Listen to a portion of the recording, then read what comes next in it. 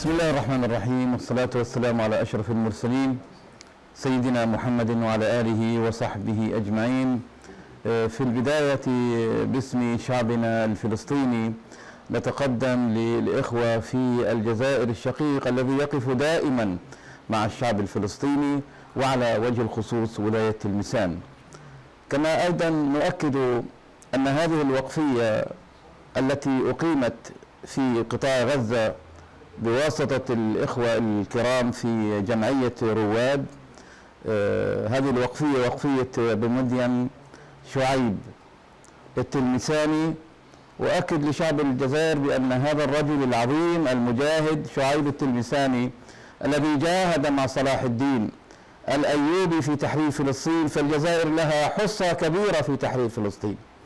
إننا باسم شعبنا نؤكد على هذا الشكر الجزيل، ونتمنى من الإخوة جميعا وخاصة في ولاية تلمسان نسأل الله سبحانه وتعالى أن يوفقهم لدعم هذه الوقفية حتى تتم.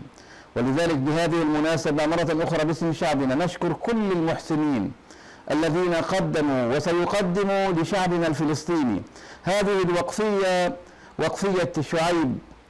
هذه الوقفية من أكبر الوقفيات الموجودة في قطاع غزة، ولذلك نتقدم بالشكر الجزيل مرة أخرى، ونطالب إخواننا المحسنين في الجزائر وخاصة في ولاية تلمسان أن يظلوا على استمرار في دعم القضية الفلسطينية ودعم هذه الوقفية. كما أيضا نتقدم بالشكر الجزيل إلى رئيس اللجنة الشعبية لهذه الوقفية وهو الدكتور عبد الله الأطرش.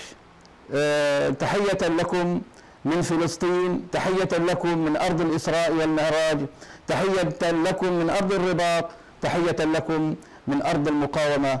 ومعا إن شاء الله لنصلي نحن وإياكم إن شاء الله صلاة في المسجد الأقصى، وما ذلك على الله بعزيز. شكرا لكم، والسلام عليكم ورحمة الله وبركاته.